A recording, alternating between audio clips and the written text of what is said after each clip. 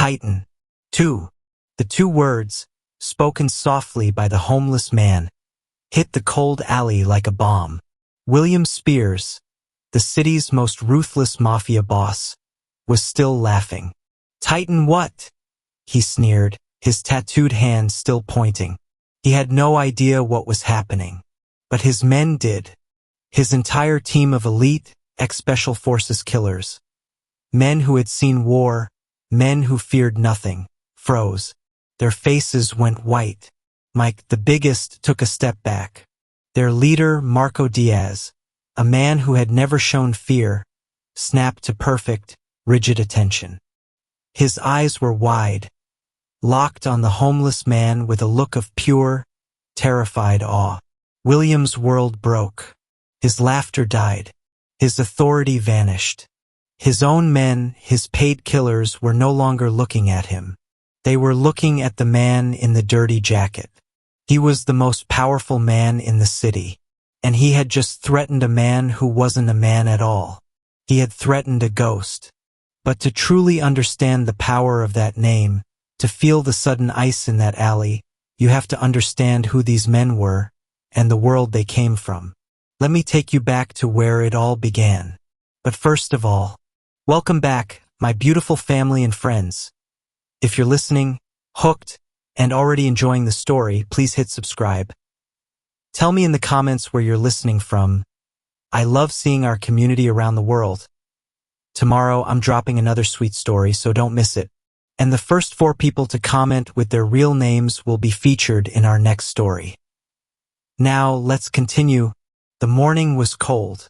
A sharp, wet wind whipped through the city's industrial district. It carried the heavy smell of the river and old, damp garbage. This was a part of the city most people drove through with their doors locked. It was a place of empty factories, broken windows, and shadows. But for William Spiers, it was a new jewel in his crown. The black, armored Escalade moved down the empty street like a shark. It was silent, its engine just a low, powerful hum. The truck was bulletproof. It was bomb-proof. It cost more than a family home. It was a metal shell to protect the man inside. Inside, William Spiers sat on the soft, black leather. He looked out the dark-tinted window. He saw the broken buildings. He did not see ruin. He saw opportunity. William was a man who looked like he was built from sharp edges. His suit was a perfect, dark gray. It was custom-made and cost $5,000. It was buttoned tight over a crisp white shirt. But the suit could not hide what he was. From the collar of his shirt, a storm of black and gray tattoos climbed up his neck. The tattoos curled around his throat and vanished behind his ears. More tattoos covered the backs of his hands and his knuckles. William was not an old-school mafia boss, with cigars and quiet meetings in restaurants. He was young, he was violent, and he loved to show his power. He was on the phone. His voice was calm, but the words were not. "Listen to me, councilman," William said, his voice a low purr. "I don't care about the zoning committee. I don't care about your concerns. I bought the land. The permits will be on your desk by noon. You will sign them. Do you understand me?" He paused, listening. No, you're not listening. I am not asking you. I am telling you, if you don't sign, well, I hear your wife and daughter are enjoying their new car. It would be a shame if something happened to the brakes.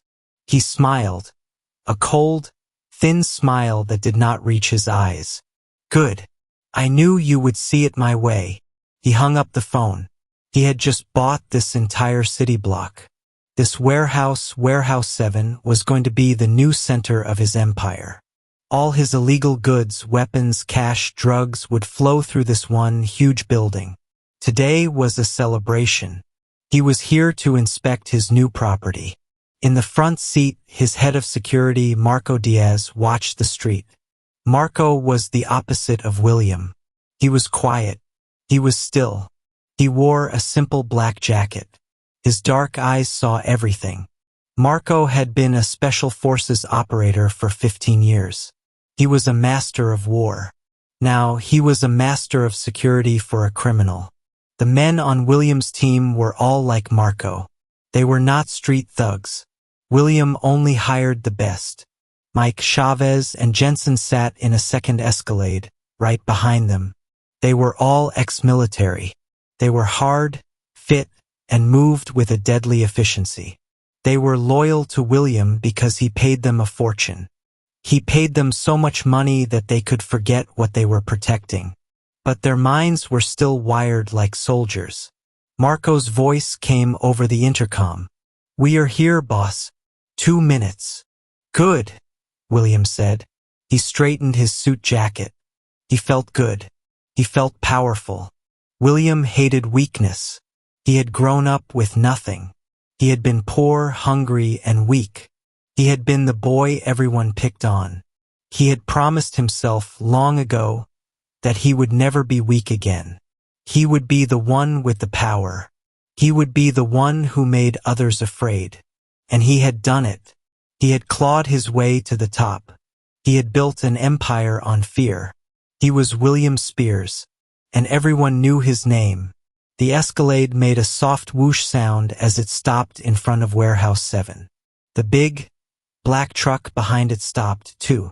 The doors opened at the same time. Mike, Chavez, and Jensen got out first.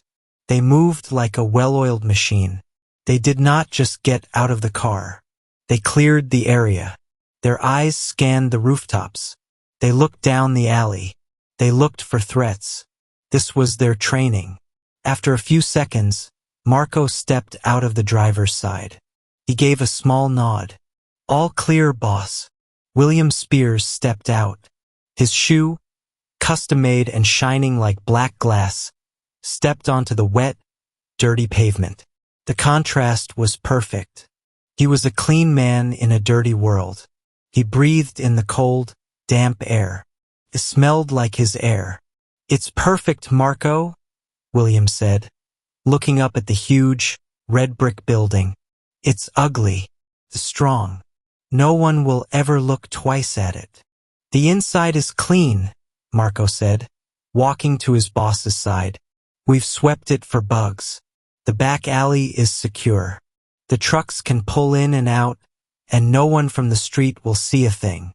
"Good, good," William said. He clapped Marco on the shoulder.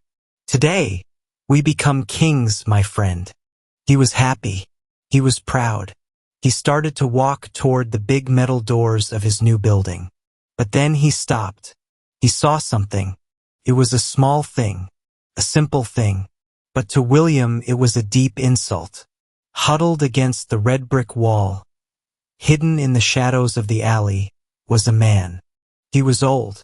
His gray beard was matted and dirty. He wore a tattered green army jacket. It was a faded, old-fashioned green.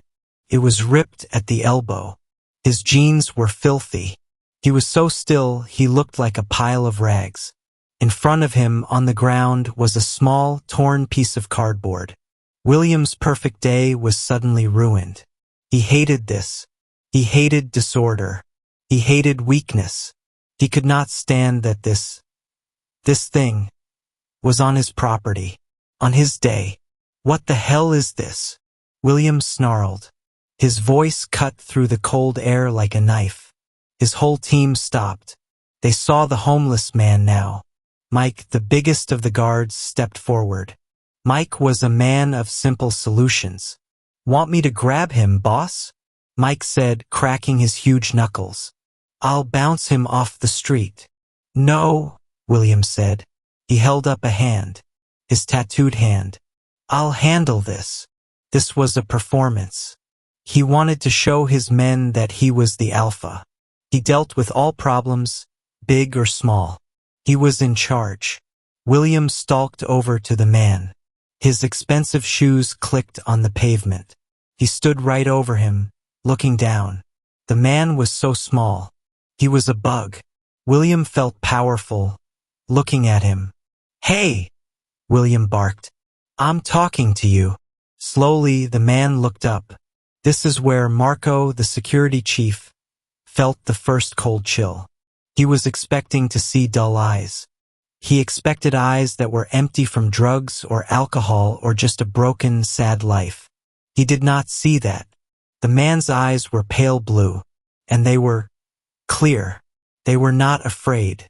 They were not begging. They were just watching. The man's eyes looked at William. Then, for just a split second, they flicked to Marco.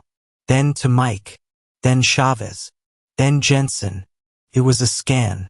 A professional assessment. Took less than a second. Then the pale blue eyes went back to William. Marco's brain told him, "It's just a bum. Stop it. You're jumpy."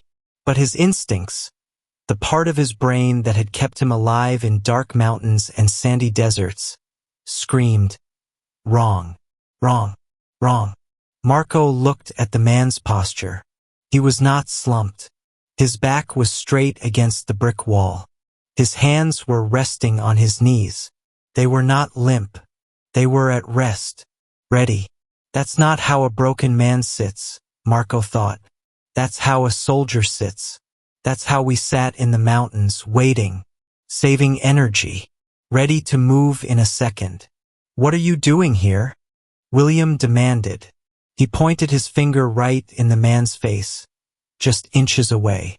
The man did not flinch. He did not even blink. "This is my building," William said, his voice low and threatening. "This is my property. I don't pay for trash to sit by my door." William looked down and saw the cardboard sign. He laughed, a short, ugly sound. He kicked the sign with his shiny shoe, flipping it over. It read, in shaky black letters, "Homeless janitor. Will work." "Homeless janitor?" William mocked, his voice full of disgust. "You can't even keep your own face clean. Look at you. You're a disgrace." The old man just stared at him. He said nothing. This made William even angrier. He hated being ignored. He wanted the man to cry. He wanted him to beg. He wanted him to run. He was getting nothing. "Are you deaf, old man?" William shouted. He nudged the man's foot with his shoe. "I said, get out. Go. Crawl back to whatever hole you came from." Marco felt he had to step in. The boss was getting too loud. This was drawing attention. "Boss," Marco said, putting a hand on William's arm. "Let us handle it. We'll get him out of here. Quietly." "Quietly?" "No," William said, shaking Marco's hand off. He was furious. He was being challenged. First by the man's silence, now by Marco. "He'll go when I'm done." William wanted to break this man. He wanted to show his team what he thought of weakness. "You know," William said, walking in a small circle around the man, "all my guys here, they think they're tough. They were in the army, special forces, all that crap." He looked at his team. "Right, boys? You're all big, tough soldiers, with your tough guy names." He looked back at the homeless man, who still had not moved. "What about you, old man? You got a tough guy name, too." The man, Kevin Lucas, just watched him. William leaned in close. His face was full of cruel fun. He wanted to humiliate him. "What was your call sign, huh? Let me guess." William smiled. "Mop bucket?" He laughed. Mike, behind him, laughed too. It was a nervous sound. There was a long, heavy silence. The alley was suddenly very, very quiet. The sound of the city, the distant cars, the wind, it all seemed to fade away. The old man, Kevin Lucas, took a slow, deep breath.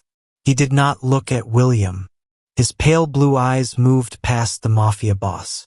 They moved past the expensive suit and the ugly tattoos. His eyes locked directly onto Marco Diaz. Marco felt the look like a physical hit. It was a look he knew. It was a look from his old life. Then the old man spoke. His voice was not weak. It was not loud. It was a rasp from the cold, but it was perfectly clear.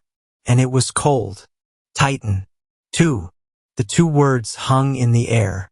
William Spiers heard nothing. It meant nothing to him. He was just angry that the man had dared to speak. Titan what? What the hell does that even mean? Are you crazy? But William was the only one who felt that way. The reaction from his team was instant. It was total. It was devastating.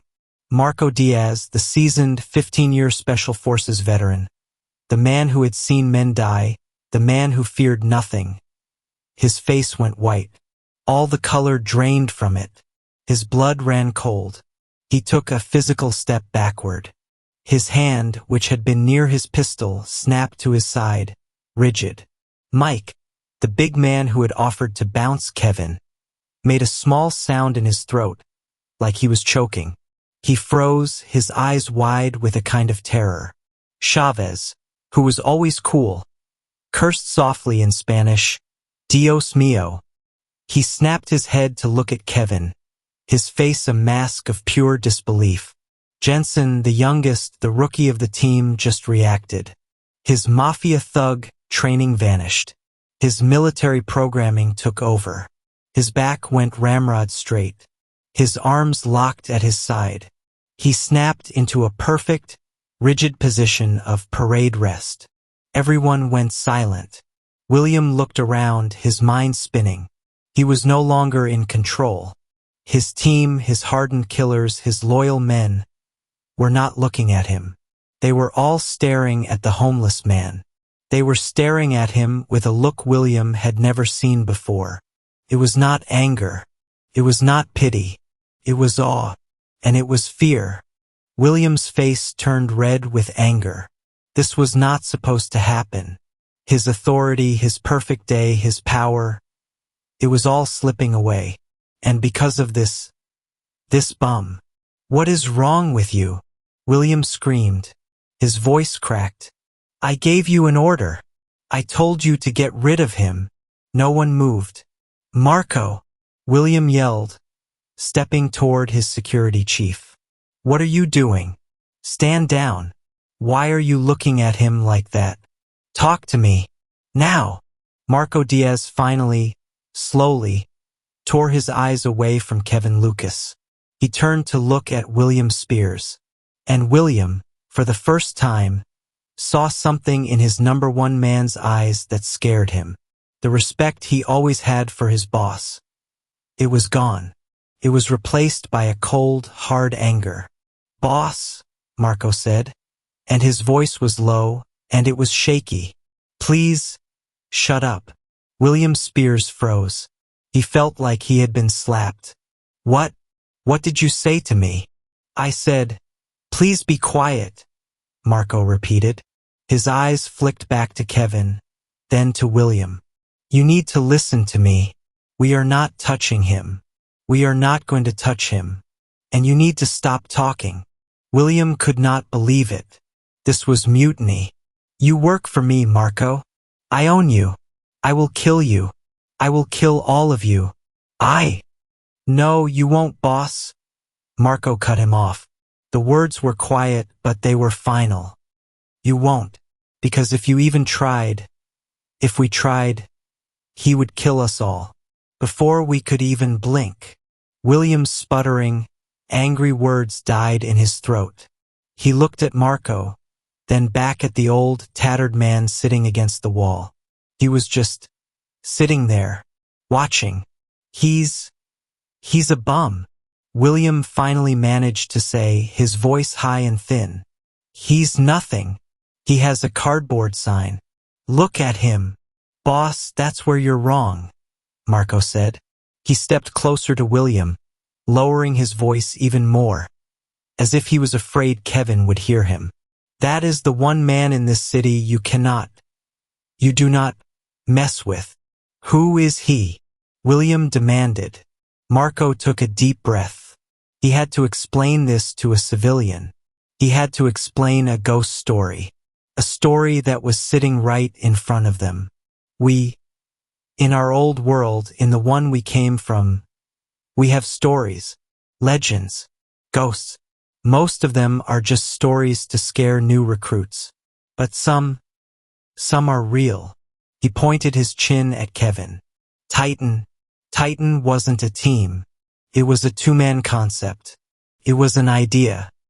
Titan 1 foot was General Patterson. He was the one who sat in the command tent. He was the one who gave the orders. Marco paused, his throat dry. He looked back at Kevin, his face full of awe.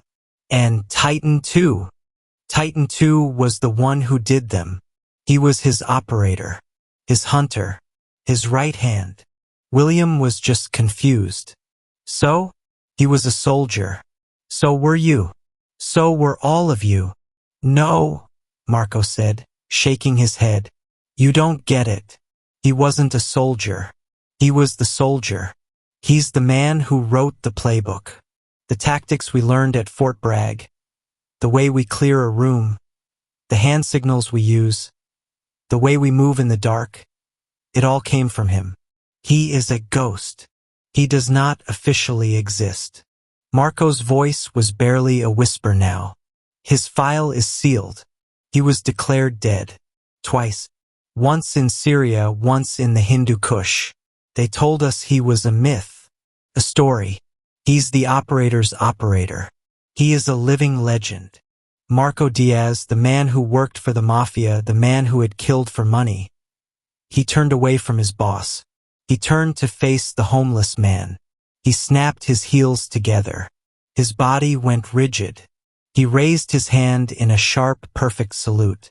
Sir, Marco said, his voice clear and shaking with emotion. Marco Diaz, 3rd Battalion, 75th Ranger Regiment. It is an honor, sir. William Spiers stood there, his mouth open. His world was broken. The homeless man, Kevin Lucas, looked at Marco. He held his gaze for a long time. Then he gave a single, slow, small nod. At ease, soldier, Kevin said. Then Kevin moved.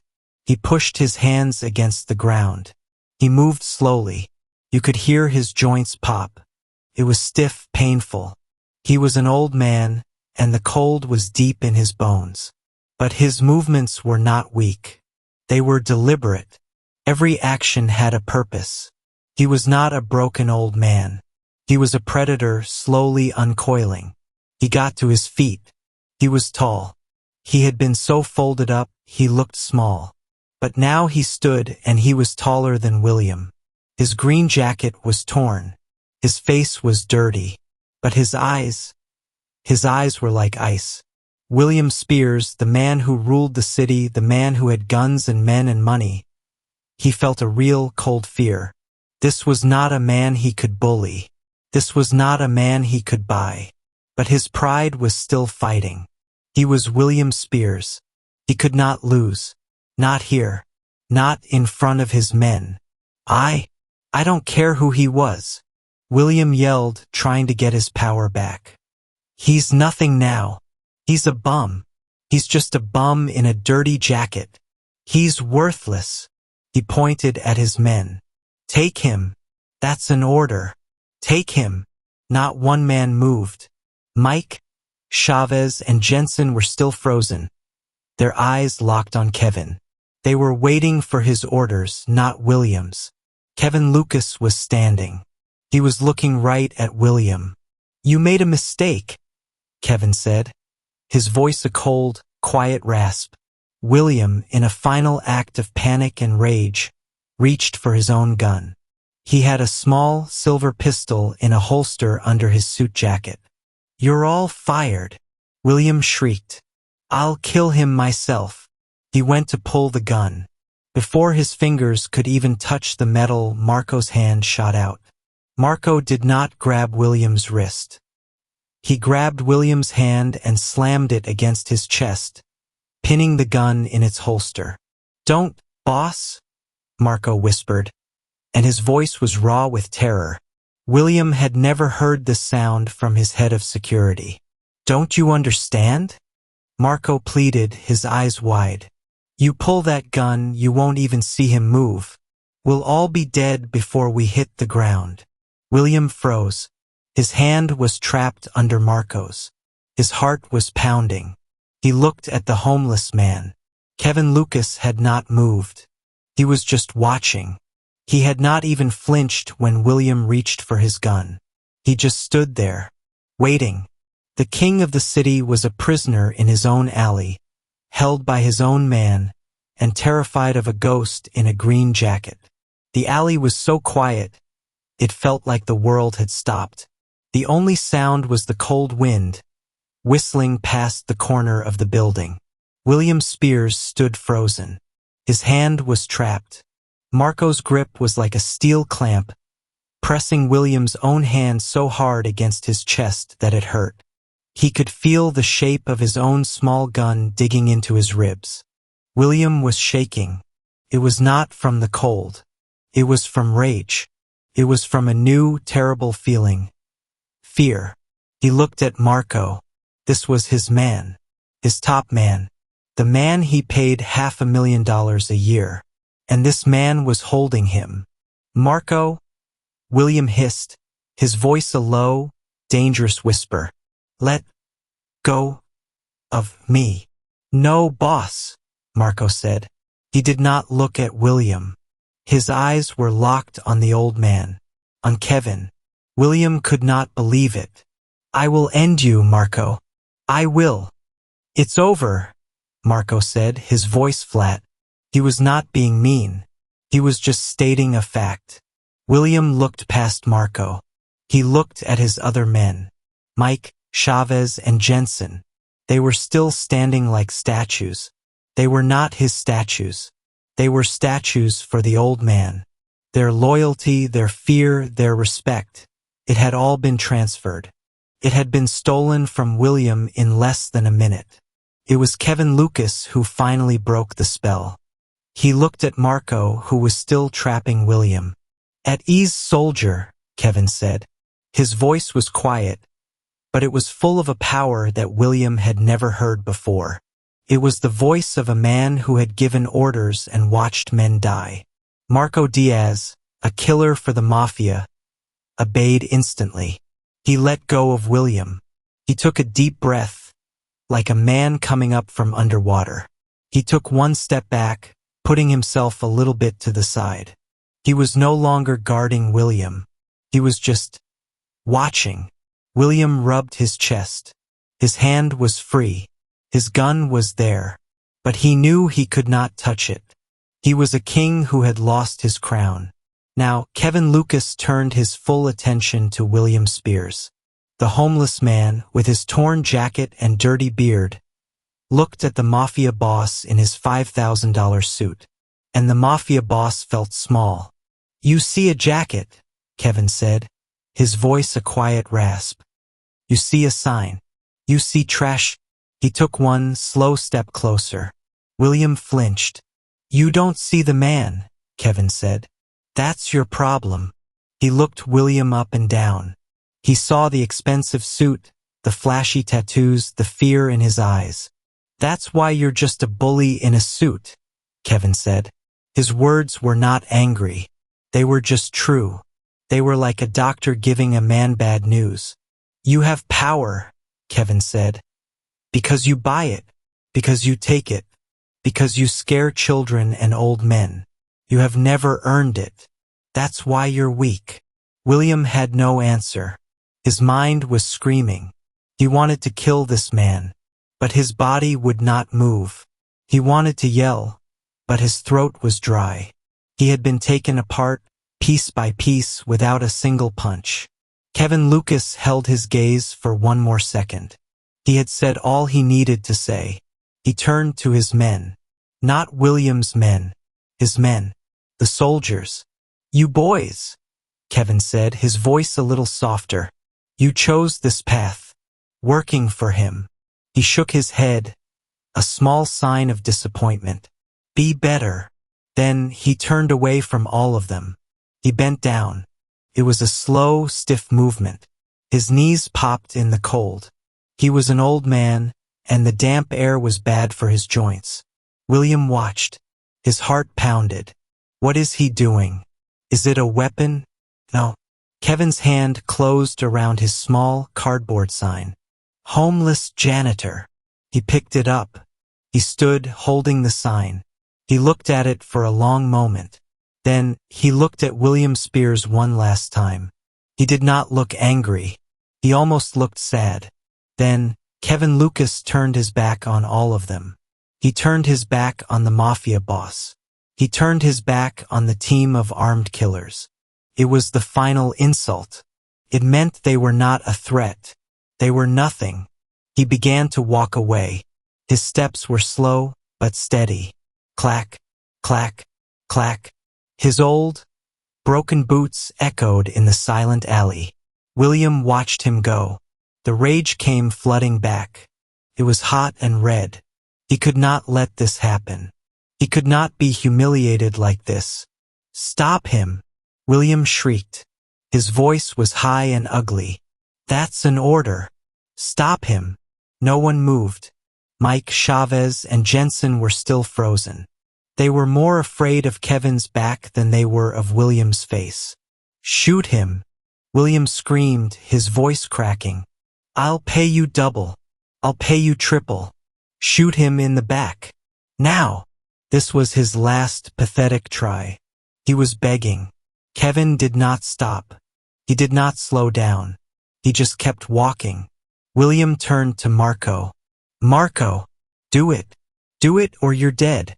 You and your family. Marco Diaz finally looked at William.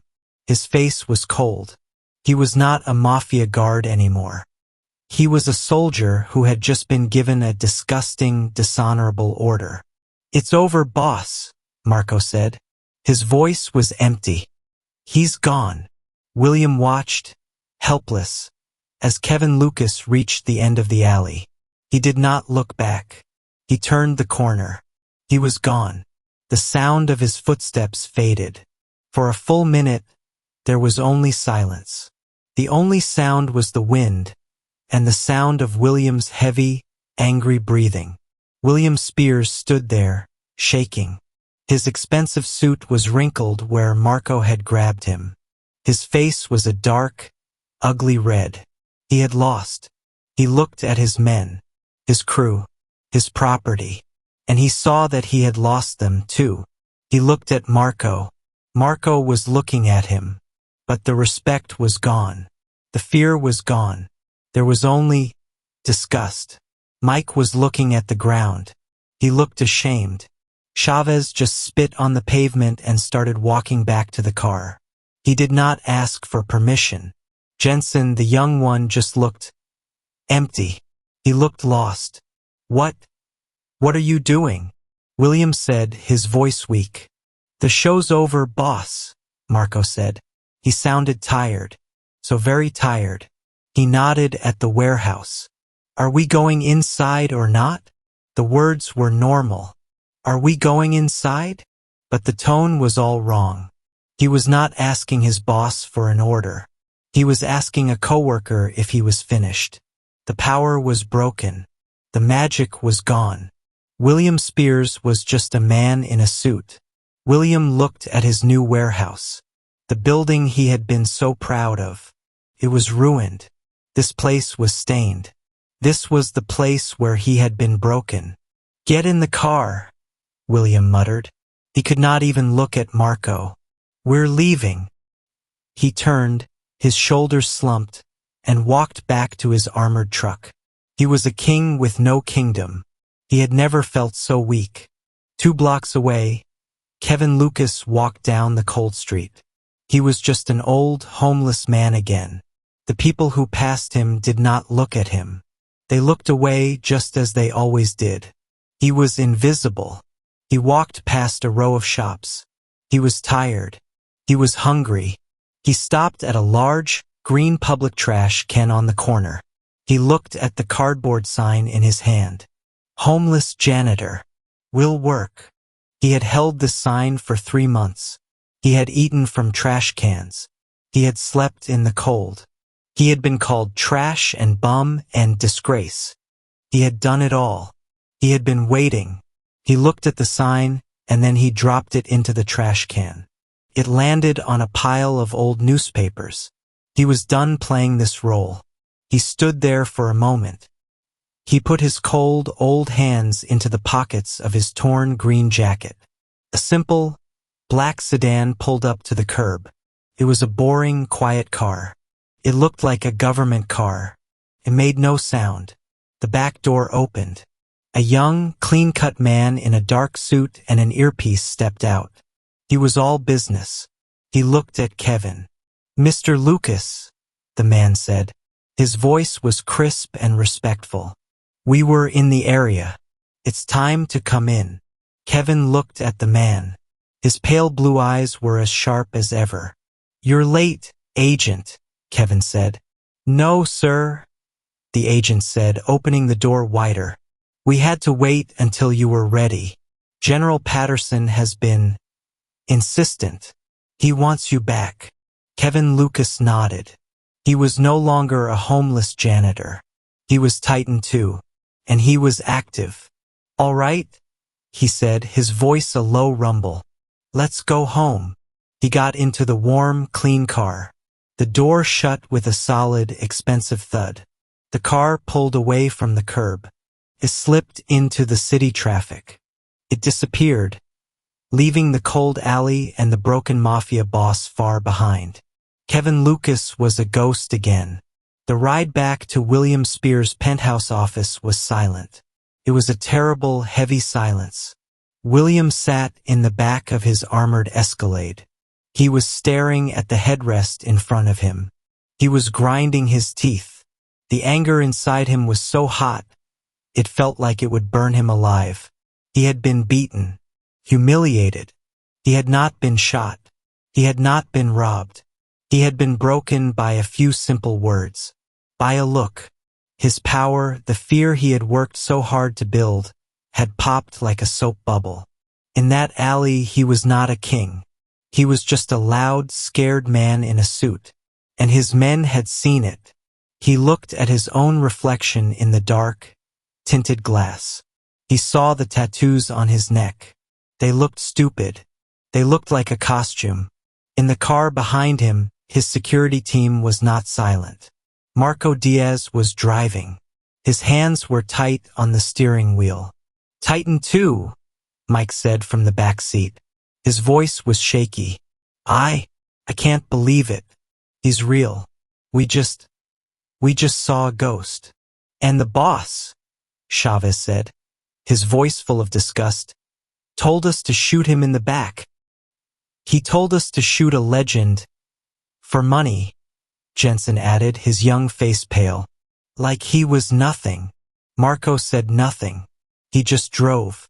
"I can't do it, Marco," Mike said, his voice low. "I can't work for him anymore. After that, after what he tried to do." "He has no honor," Chavez said. "He's just trash, like the old man said." Marco finally spoke.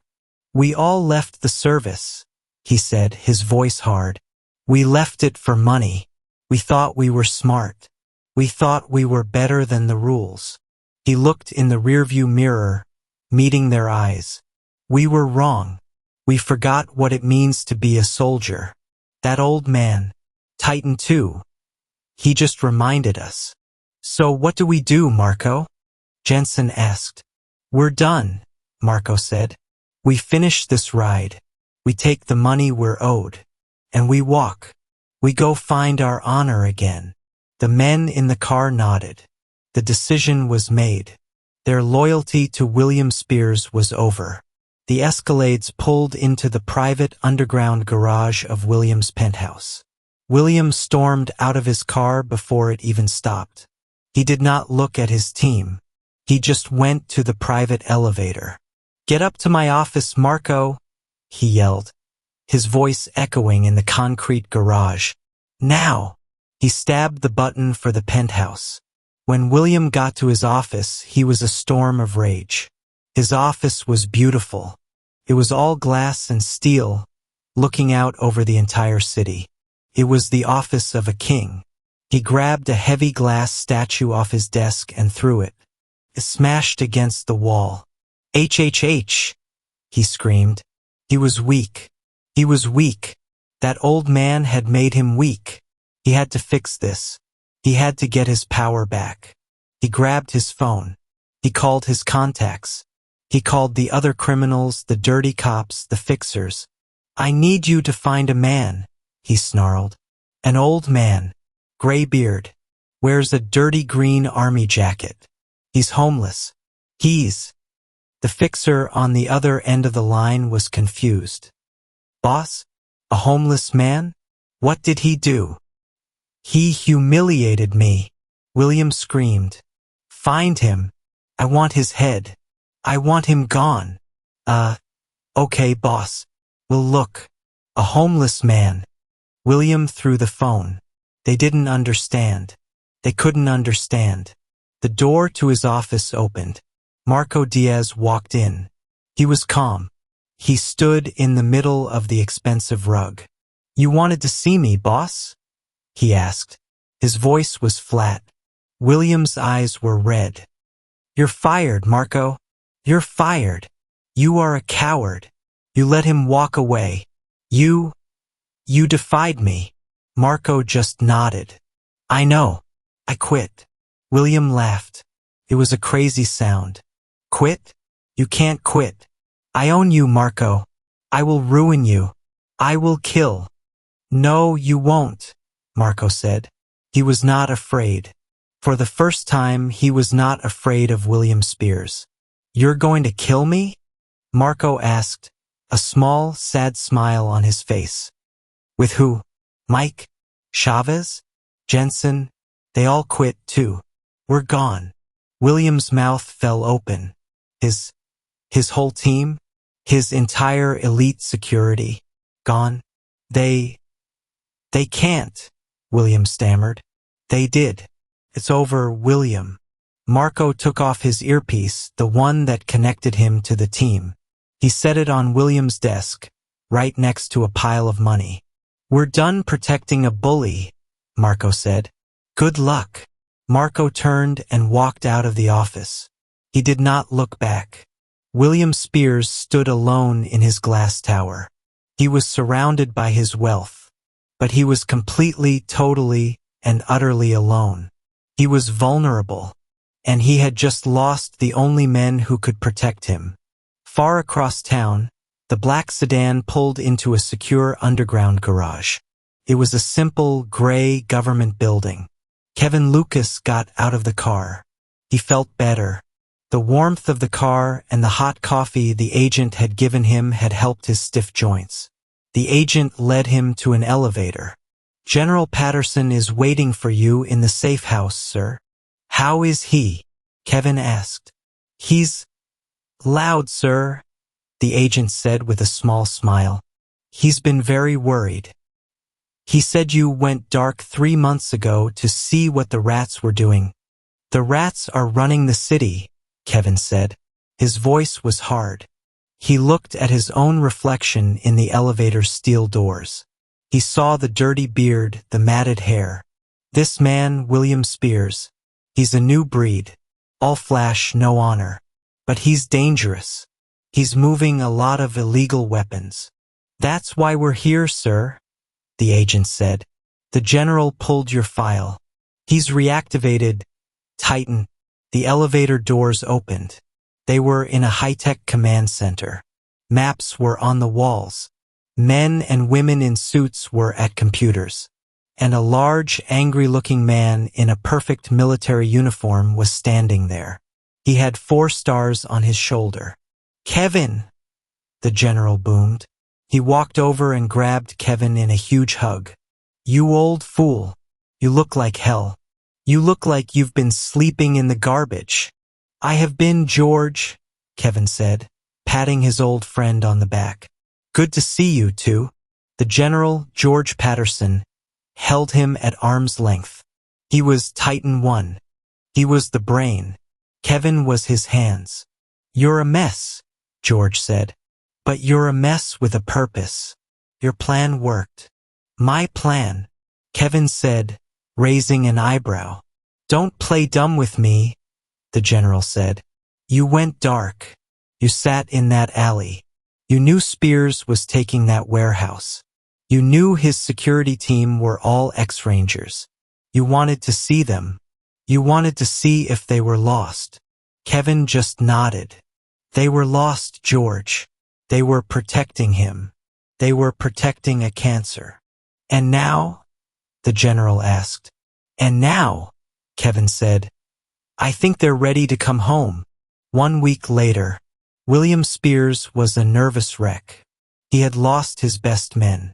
He had been forced to hire street thugs, men with gold teeth and no discipline. They were stupid. They were loud. They made mistakes. Tonight was the biggest deal of his life. A huge shipment of illegal weapons was coming in. It was worth millions. He had to be there to make sure his new, idiot crew didn't mess it up. He was back at Warehouse 7, the place he hated. Just get the crates off the truck, he yelled at his new men. And be quiet. Crash. One of the thugs dropped a crate. It burst open. Rifles spilled onto the concrete floor. You fool! William screamed. And then all the lights went out. The warehouse was plunged into total darkness. What's happening? Someone yelled. William's new thugs did what stupid, scared men do. They panicked. They started pulling out their guns. Boss! Someone's here. Thud. A man screamed, then was silent. Zip. Thwack. Another man fell. Crack. The third man went down. It was fast. It was quiet. It was professional. The thugs started shooting. They shot at the shadows. They shot at each other. Stop shooting, you idiots! William yelled, hiding behind a truck. Then the emergency lights clicked on. A low, red light filled the room.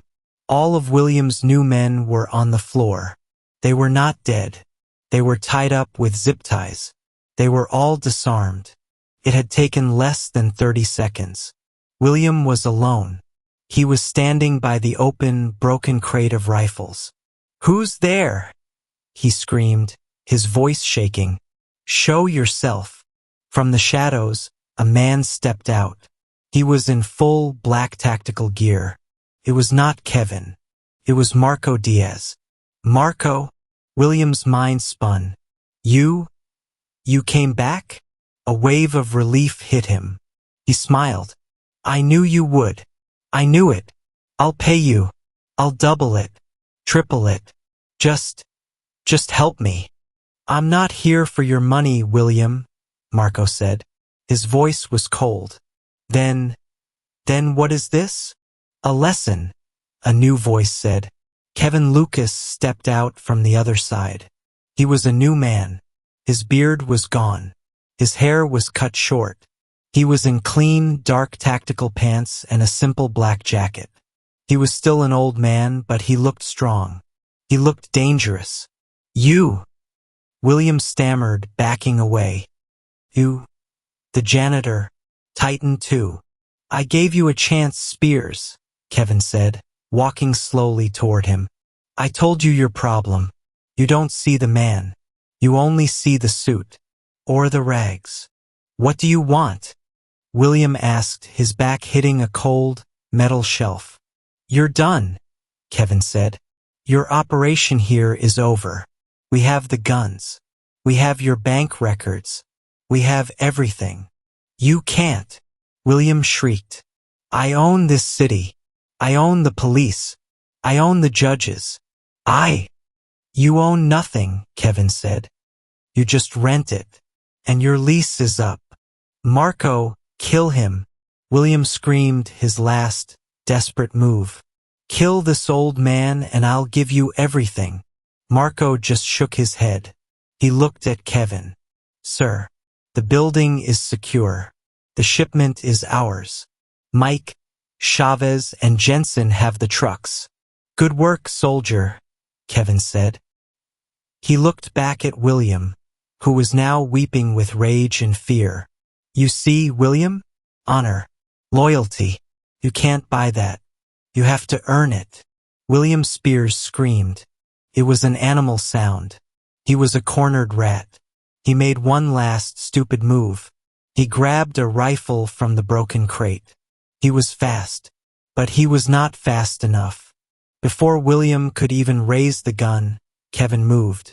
He was not a slow old man anymore. He moved like a snake. In one single, fluid motion, he crossed the space. He grabbed the rifle. He twisted it from William's hands. And he hit him. It was one single, precise strike to the side of the neck. A tap. William Spiers' eyes rolled back in his head. He did not fall.